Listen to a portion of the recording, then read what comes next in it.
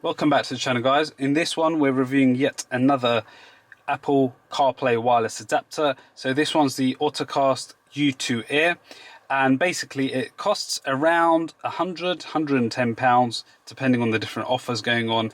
Links will be in the description, and what it allows you to essentially do is get rid of the cables in your car, no longer worry about plugging in your iPhone, whether or not that's going to work. Everything claims to work pretty seamlessly. So let's get started. Look at exactly what you get for your £110. And you can see that's the actual adapter itself. So it looks pretty cool. It's almost got like a prism effect. So you can see the main connection is the USB-C. So we'll plug a cable in there in just a second. Let's look at what else is in the box. You've got the user manual, so if you wanted to read. However, these things are supposed to be pretty straightforward. Then finally, in the box, you've got what I'm expecting is just a different set of USB cables. So here you go, you can see you've got two different USB cables. So the car we're using is the 2020 Jaguar E-Pace, which uses the traditional USB cable. So pretty simply, all I'm going to do is plug this in, and then let's see how long everything takes to boot up. And if I haven't mentioned already, guys, this adapter is just for Apple CarPlay. Ottocast do make other versions for Android Auto as well. I've reviewed some in the past, but there will also be one upcoming video on their latest 2-in-1 adapter as well, so keep an eye out for that. So I've just plugged it in. You can see the status LED on the U2-Air.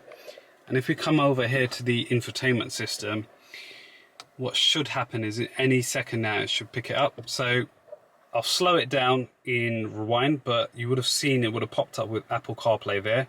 So guys, I've got an iPhone in my hand. I'm no CarPlay user or even an iPhone user by any stretch of the imagination, but that does not stop me showing you how to set these things up and how good these devices actually are.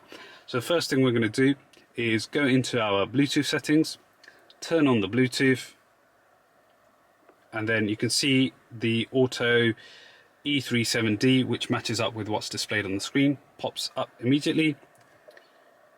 We're going to click pair, allow the contact sync, and you can see it's saying connected straight away. Now I believe there's usually an extra prompt that pops up to turn on CarPlay. Yep, and as expected, there it is. Click use CarPlay.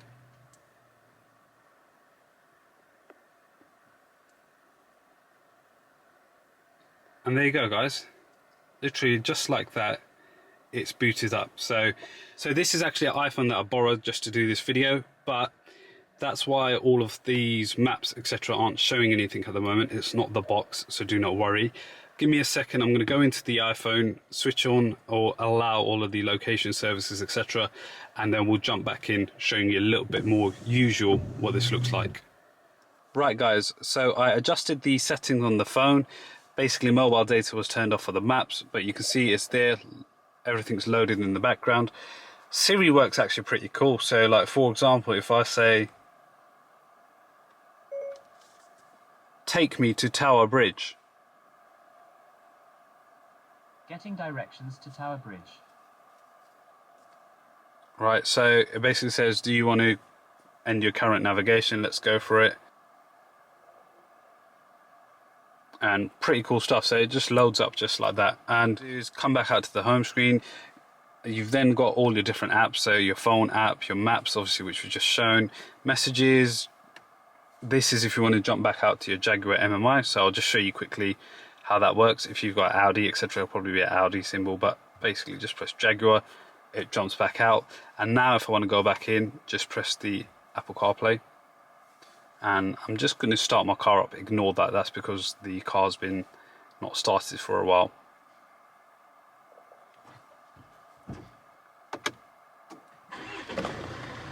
I mean the rest of it, guys, is pretty much Apple CarPlay in a nutshell. So if you're worried about the delay, etc., let's just do one more test. We'll ask Siri what the weather's like, and you can see how quickly it'll load that. So you can probably actually hear my wipers going off, so you've got a gist to what the weather actually is like. What's the weather like in London? It's currently partly cloudy and 21 degrees. Expect clear skies starting tonight. Today's high will be 21 degrees, and the low will be 13 degrees. My weather data is provided by the Weather Channel. Right, so pretty good bits of information there. You can also do interesting stuff like, again, using Siri on the voice commands, make phone calls just like you would in your normal Apple CarPlay with a cable. So again, let's test the recognition of that. Call Sana. Calling Sana, mobile. Right, so that's started dialing. I'm just going to end that. So it's pretty good stuff, guys. Normally I would download Spotify, etc., show you how that works, but it's not my own phone, so I'm not going to be downloading and logging into different accounts for this video. But so far, I have to be perfectly honest with you, the audio quality from using Siri and the maps, it's been like exactly how you would expect coming off your phone. One more thing I do like to include in my videos is the connection time from a cold start. So what I'm going to do now is turn the car off completely, jump back in and show you from starting the car up how long this will take to connect. Right guys, back in the car. So got my stopwatch ready. Let's turn the car on and see how long it takes for the U2-Air to boot up. So even though the infotainment system on the Jag's loading, the moment I press the switch to turn the car on, or the button, sorry, to turn the car on, the U2-Air's automatically got its power, the status light has come on. So we'll just keep waiting and see what happens. I'm expecting over here for the Apple CarPlay icon or the U2-Air box basically to show up there. That'll mean that the OS is ready. So you can see, there you go, it's booted up already, the OS is ready. And there you go guys, literally within, well, it was under 40 seconds because I was a little bit slow on the trigger, but under 40 seconds from complete getting into the car and starting it up, you're wirelessly connected. Good to go. So that's pretty much it guys. It's a nifty little box. So again, it's the U2-Air. Links will be down in the description. It costs, at the point of filming, £110, but there are sometimes vouchers, etc., that are available to bring the cost down. So hopefully you found the video useful. If you are looking at buying one of these and you've now seen how to use it, how to set it up, and how quick it is at booting, leave a comment down below if you've got any questions and I'll be sure to get back to them. But apologies again, I am an Android user. It's usually a bit more in depth on the Android side, but fortunately I was able to review this and get hold of an iPhone. So yeah guys, hope you've enjoyed this one. Make sure to leave a thumbs up, and yeah, let me know in fact if you've gone ahead and purchased this, or if you've already got it, what your thoughts have been. For me, it's been pretty stable. It's done its job, so yeah, can't complain, especially with the cheap price tag associated with it. So guys, that's it for now. Thank you very much for watching, and we'll see you in the next one.